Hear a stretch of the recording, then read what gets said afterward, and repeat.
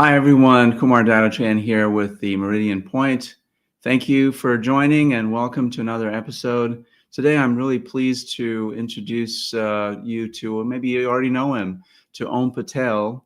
He's an enterprise business agility coach at Clearly Agile in Tampa, Florida, and co-host of the Arguing Agile podcast. Well, maybe we'll get into some arguments here in this podcast. We'll see.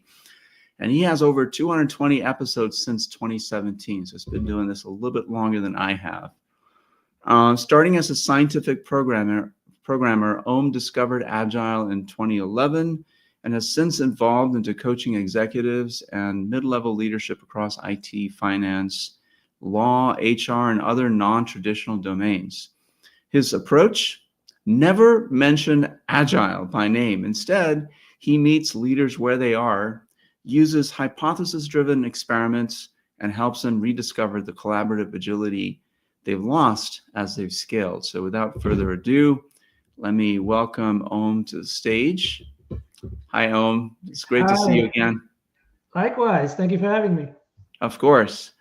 So you mentioned in our last conversation, preparing for this podcast, that senior leaders didn't grow up working in an agile way. At least many of them didn't. They became successful through command and control. What's been your most effective approach to helping type A personalities embrace collaboration over being the soul, the hero, if you will? Right. Well, fantastic start with the question. I really like this question. So personally, I like to start by reframing collaboration more as a performance multiplier rather than a threat to their authority. That's often how they perceive somebody outside the organization coming in. So I think it's important to understand type A leaders didn't grow up in an agile way, right?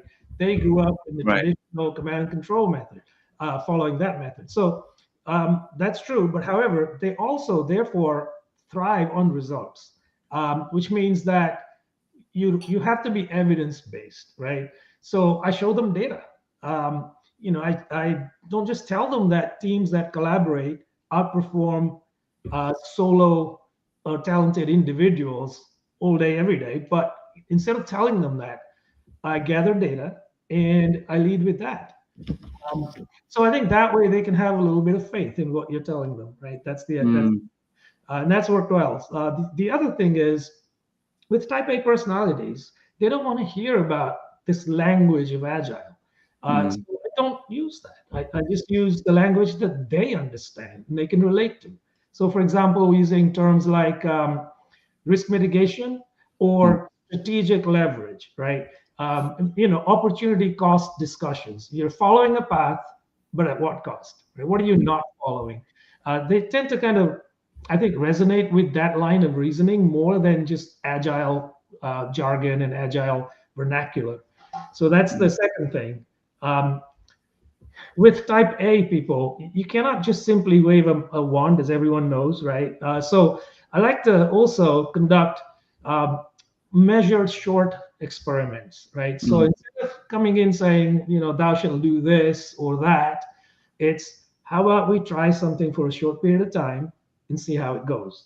And these experiments often initially with type A specifically revolve around letting go a little bit of their control. So delegate decisions to teams and measure the outcomes from that, right? So once they see that it leads to, and it often does, to faster delivery because there are fewer points of escalation, there are fewer points of approval, things like that. The teams become a little more autonomous. Not all the way there yet, but at least it's a start.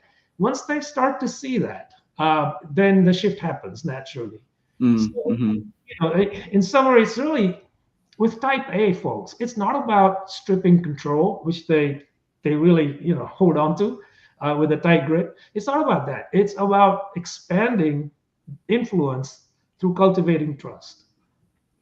Yeah, it makes a lot of sense, and it's very it resonates with the experience that I've had, and me and my colleagues with the disruptor method. The things that we do there is we try not to bring in a whole lot of agile jargon, but we also look at meeting people where they are, and sort of understanding what the challenges are, and using language that's not threatening in some way, that they may have heard about Agile or the things that people do in an Agile team, and they're like, oh, that stuff is not for us, but using language that they're more familiar with.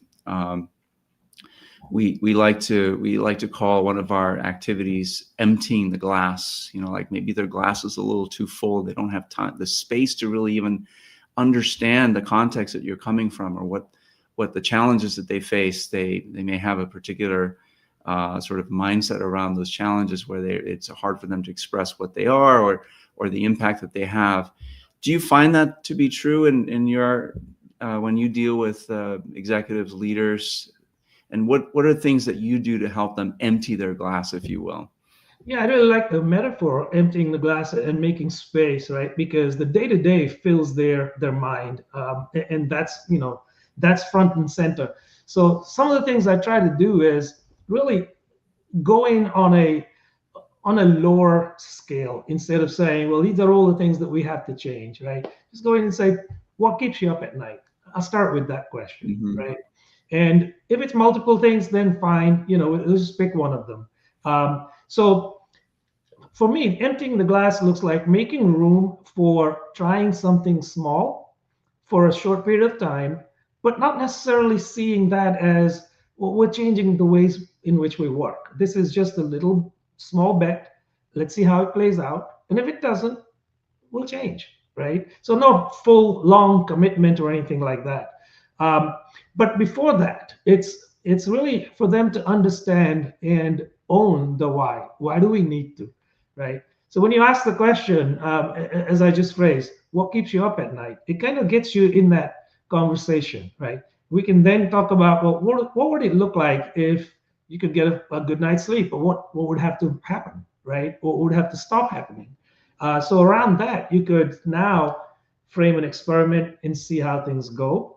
I find the whole thing rather contagious once it starts to roll, because one executive will talk about that with another. So it does gravitate sideways, left and right. But making room away from their day to day is the key here, right? Making just enough room, maybe Yeah. just for one little experiment. And once they start to see, oh yeah, this is actually working for us, then they will invite you in, right? So you'll have Yeah. more space to conduct maybe two experiments, or Right. across different domain eventually, but maybe across the two stakeholders that are really entrenched with their interests here, right? So yeah, I like that metaphor a lot. I'm wondering also, one of the things that we do with the teams that we work with, the leadership teams we work with, is conduct an assessment similar to DISC. It's the predictive index, and what that does is, it gives the leaders in the room sort of a perspective on how they approach the world, how they collaborate, how they approach problem solving, how analytical they are, and so on. So if you find that the leaders in that you're working with are all type A personalities, it's very clear to them, oh my God, we're all type A personalities. Who's going to do the analytical work? Who's going to be the more detail-oriented person? Who's going to be the one that actually rolls up their sleeves and does the work? If they're all sort of commanding and controlling. Have you seen that, and do you use techniques like that to help them sort of see themselves in some way as maybe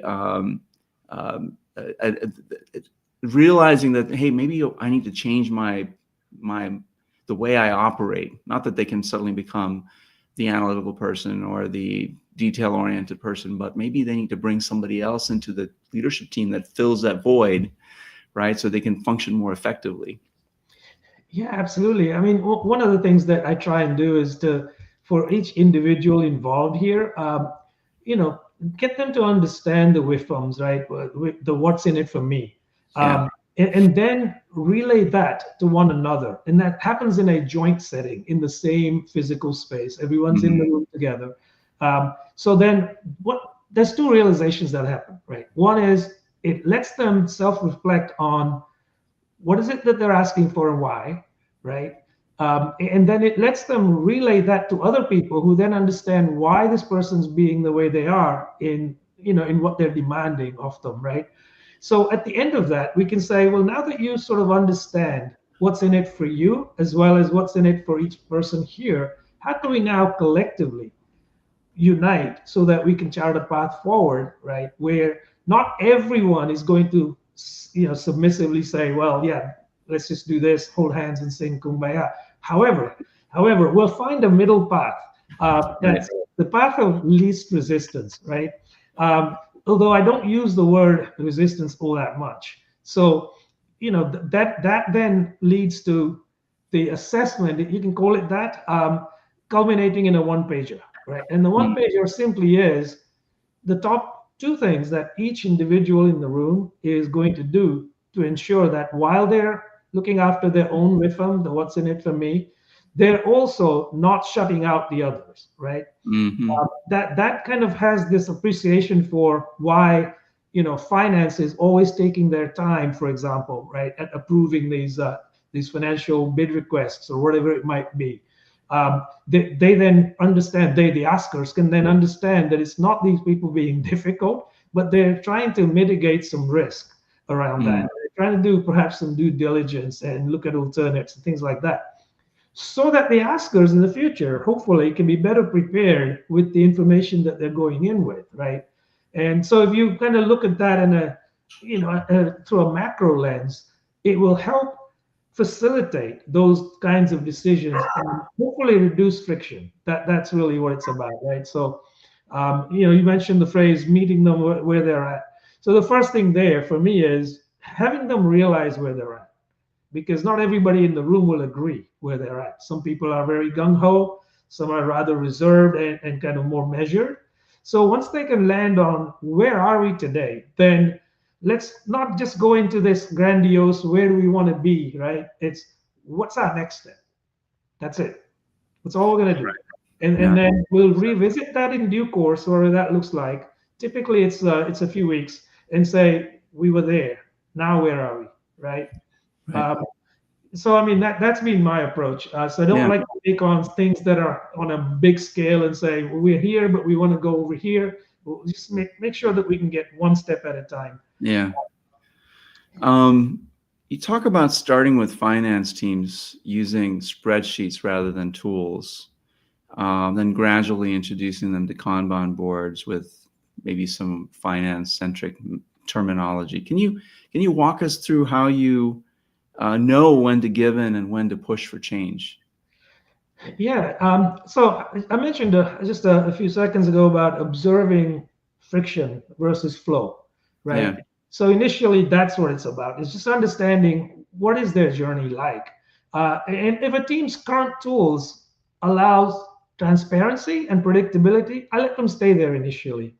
But when spreadsheets start hiding dependencies or slowing decisions, that's my signal, right, that something has to change. So I start to introduce visual boards. Again, not admonishing anything that anyone's doing, just to say, let's just see where we are, right?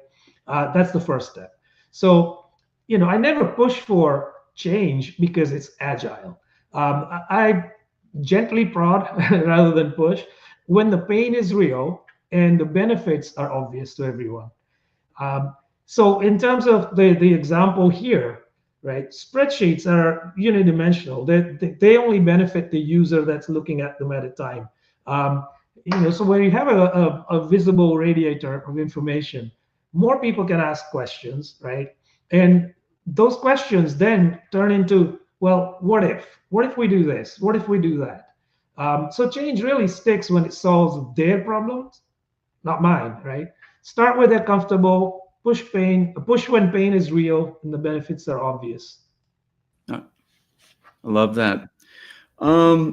You've worked across different domains, right? Bringing agility to teams that you don't typically hear of as using, agile methods like Scrum or whatever it might be. What's the biggest misconception these teams have when they first hear you're coming to coach them? And how do you break through those misconceptions? I think one of the biggest things when you go into teams that are not IT teams is Agile is for software development. That's how they think about Agile. So they think agility equals chaos, right? No plans, no structure. So I counter that by showing how Agile is actually about more discipline, not less. But for example, finance, I use terms that they understand, right? So, for HR, same thing, right? So for finance, it will be talking about forecast accuracy, right? Not precision, but we're just saying we're there within a delta. Right? They decide what the delta is, if it's, depending on what the measure is at the time. But for HR, it's about employee experience, for example. So in a nutshell, I try to translate agile principles into their language and show examples from their own industry. So once they see agility as a way to increase control through adaptability, that fear starts to wane, right? Yeah, I love that. So you're sort of like inching your way in and showing them you're actually using Agile to help them embrace the change, right? So you're doing it very iteratively and incrementally, demonstrating the benefits that they get from it, and they get to see it along the way, which is awesome. Excuse me. I really loved your story about watching construction workers doing their daily huddles without knowing it was Agile. I know you commented on the lead up to this event about that. Maybe it wasn't this event. Maybe it was a post that I made about my first experience with Agile was completely unrelated to what we know of as Agile in the software and the IT world. And my experience was in restaurants. And for you, it was watching construction workers doing daily huddles without knowing it was Agile. What did that teach you about the difference between practicing agility versus performing, theater? Yeah. So to your point, yeah, the agile techniques, etc., were playing out in front of me without the labels, right? So every morning I would watch this construction crew arrive on site and they would huddle. After huddle, they will go out and do things that they would do, individual teams, and they'll get back together again at lunchtime. So what it taught me, observing this, is that agility is instinctive when the goal is clear and feedback is immediate. Those guys were not following a framework. They were solving problems together because the cost of misalignment was obvious to them, right? So agile theater happens when rituals replace purpose. For example, if your stand-up feels like a status report, you've definitely lost the plot there, right? Because people will just tick boxes. So, agility obviously is about the outcomes and not the ceremonies. The construction crews nailed it. Daily syncs without the jargon, right? That's what I learned. Yeah, I love that. Yeah, and you see that a lot in a lot of different contexts, right? People are being very adaptable, very nimble, they're responding to changes as it happens. You see that a lot in service industries, right? Restaurants and retail and so on and so forth, that people are being very agile. And it's about capturing that energy and bringing it to companies where, things are less so. There's silos in between departments and divisions and so on. So, let's get to some maybe harder questions. Agile has, it's taken a beating over the last few years, I would say, right? I mean, the traditional, I guess you would call it traditional Agile, the frameworks, and you got the framework wars, you got SAFe and Scrum and Kanban and all this stuff. Companies have, famously or infamously laid off thousands of people that were in agile roles, scrum masters and product owners and things like that, and gone to more traditional roles, but the people are still doing agile things, which is good. Where do you see the state of agile today, and especially with AI sort of in everyone's sort of mind, right? The mindset is, oh, how do we use this AI thing, and we don't want to be left behind. And what are your thoughts there? Boy, yeah, what a great question. today we are at an inflection point, I believe. Yes, for the last 3 years or so, specifically maybe 5, we've been seeing Agile get a bad rap, quite frankly, right? But today, organizations are looking to get into or even ride further the bandwagon called AI, especially with agentic AI. So while they are doing that, I have to say only one thing, right? Yes, Agile as a brand has faded, may fade further, I think, but its principles have and will continue to permeate everything, Mhm. especially outside of IT. So in IT, there's a lot more scope of automating some of the mundane things that software development teams do, testing teams do, etc. But outside of IT, where agility has not really been adapted as widely, um, I think the certification mill, for example, has and will continue to lose relevance as organizations demand evidence of impact, not badges. So success for practitioners going forward will mean shifting from framework evangelists pushing, agile rituals to real business problem solvers. They may carry different labels as roles, but that's really where where I think the crux of the matter will be going forward. Um, we failed installing agile in organizations, as teams have tried, found out, right? Um, but the future isn't about that. The future isn't about doing agile. It's innately sort of weaving it into the ways of working day to day and Mhm. building adaptive systems that thrive in times of uncertainty. No, I love that. Yeah, there's so much going on. You're right. It's really about it's. I see it more in areas outside of IT where Agile still has a role to play. The principles, the values do. Maybe not so much the frameworks, but certainly the principles and the values do. Um, about your podcast, Arguing Agile, give me a sense for what that's about and what is it you argue about? I'd love to debate you on something. Sure. And we'd love to have you as a podcast guest.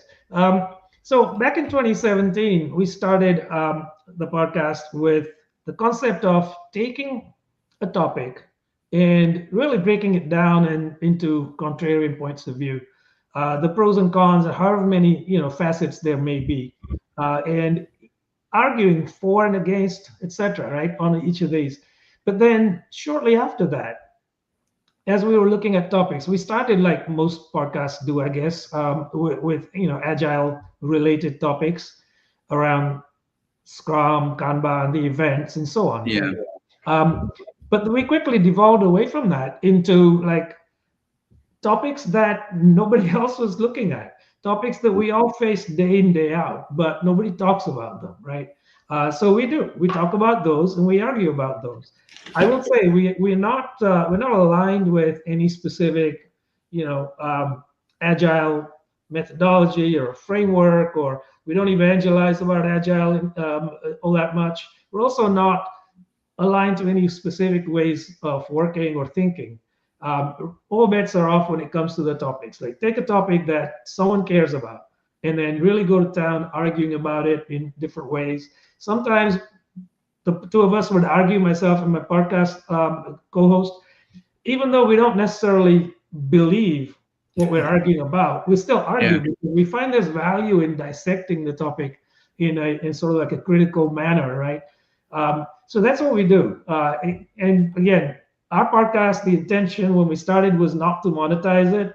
It was just to Mhm. make sure that there's a platform for people to come and listen to people that are talking about things that other Yeah. people are talking about. So that's Yeah. what we're. I like that. I like there is value in debating something, and I think that debating has waned somewhat. I think in today's work society, with work culture, it's all about work, work, work, work, work, and less about collaboration. And part of collaboration is the ability to argue, even if you do agree with the person, is to argue different points so you can see things and solutions from a different perspective. And I suspect that's what you get out of people, viewers may get out of the podcast that you host. Yeah, absolutely. And I think one thing that really helps us is, with my background, I bring in a specific set of beliefs and experiences. And my partner has a product management background, so between Mm. the two of us, we kind of cover a vast landscape, if you like, in the Yeah. workspace. Yeah, I mean, like you, this podcast got started as just more of an agile sort of, me and my partners and I, we would get on once a couple of weeks or once a month and talk about some topic in agile, and it quickly grew out of that into this podcast where it's just really about disruption, leading through disruption, about disruption and innovation, and how the two are related, and whether it's agile or some other method that comes after it. I think disruption is always with us, and how people adapt to and innovate through that disruption is what sets successful people apart from people that succumb to the disruption, right? And we certainly are facing disruptions all the time with the pandemic and then AI and different things that are coming our way that we cannot yet foresee. It pays to be adaptable, nimble, agile, whatever you might want to call it. Maybe some fun questions before we wrap this episode up. And actually, before I do that, anything I didn't ask you that you'd like to share with the audience? I think you've asked me a range of questions, so I think I'm pretty good with the questions. I'm just thinking through now, what is it that I can say you didn't ask, right? In the context of why we're here, I guess if there was one thing, I'd say maybe the mechanism by which people do things at work and how they're measured and rewarded. Um, so, organizational models tend to be either process centric or people centric, right? Mm-hmm. On the whole. And those that are process centric tend to reward behaviors and norms that obviously do well process wise. Mm-hmm. So here I'm talking about the practices and looking at failure and how not to repeat those again, rather than learning from them, right? So the other side of it, organizations that are planning oriented, people oriented, they tend to value and reward taking risks, learning from failures, and Mm-hmm. embracing innovation, right? Um, so I've seen both sides of that in my experience. Organizations' reward systems are also aligned according to how they are, culturally and I guess philosophically Right. oriented. Um, so most of the time, I've seen reward systems and reward models that align to being process centric, right? Not being people centric. Yeah. I do have one example to share if we have Yeah. time.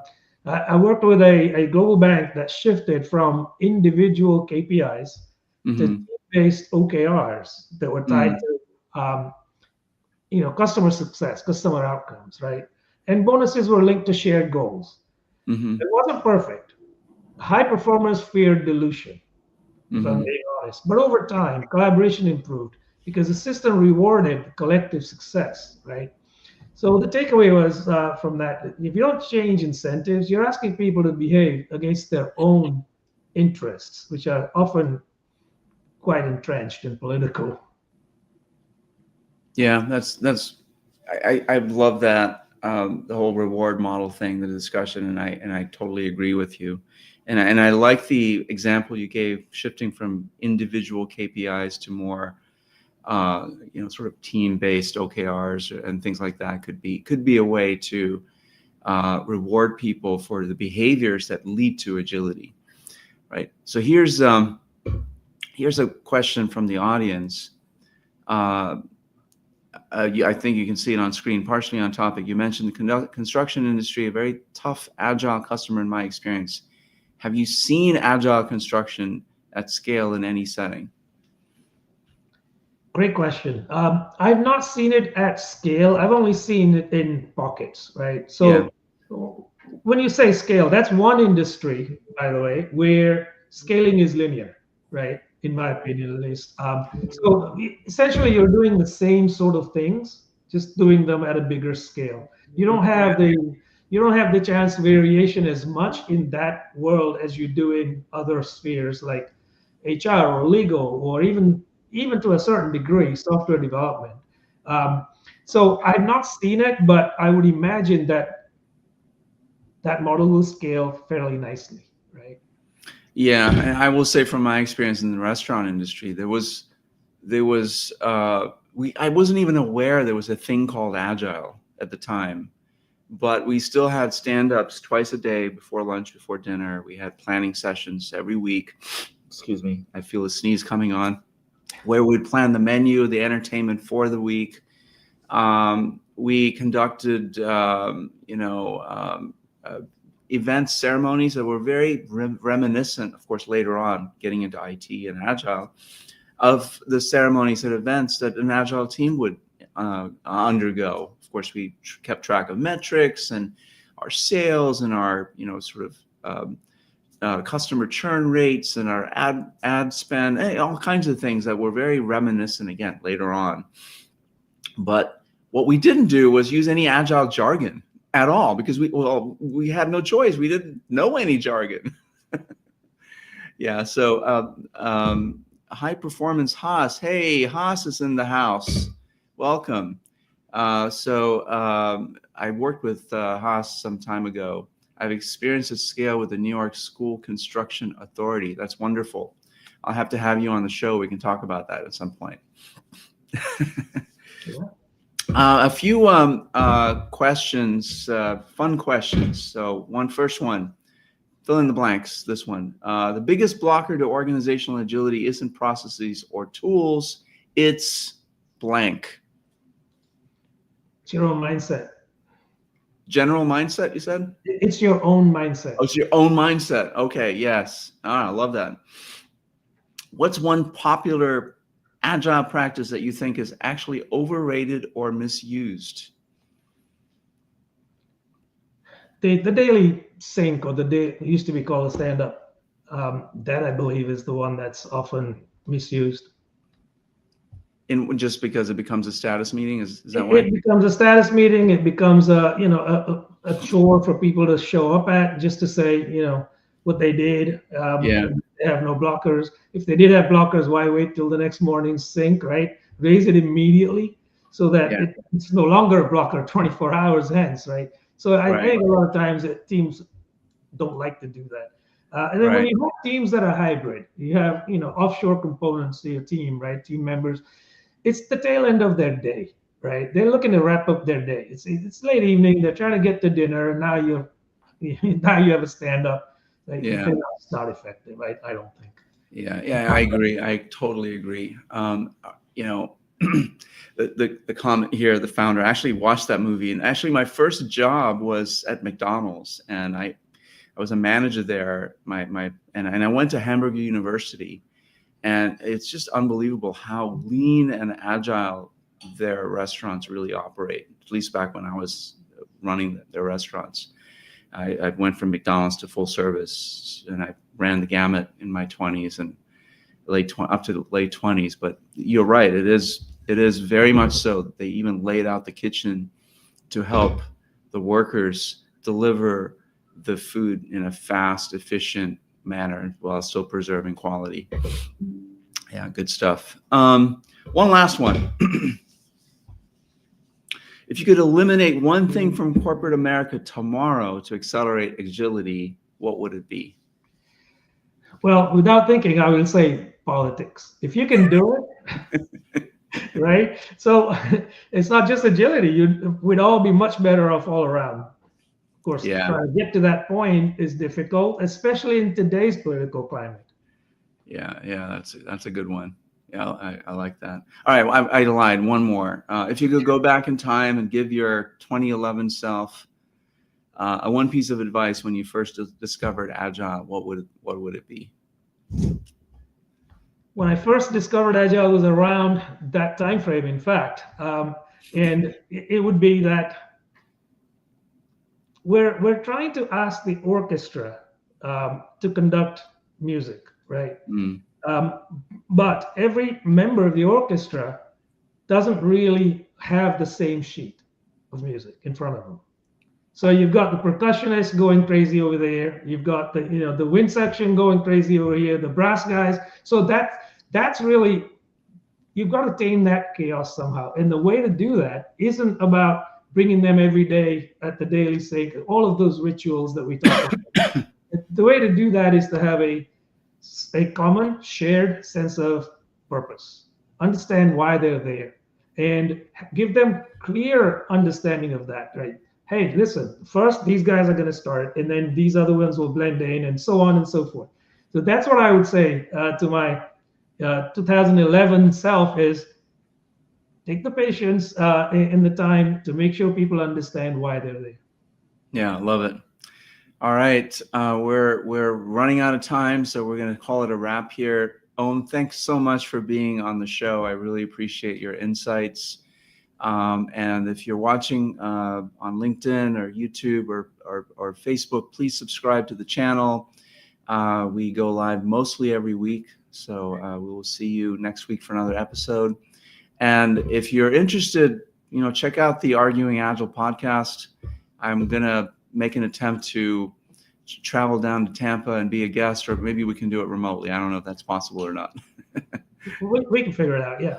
Okay, awesome. Well, thanks again for watching, and have a safe holiday season coming up. And I'll catch you all next week. Thank you. Bye. Thanks, everyone. Pleasure was all mine. Thanks.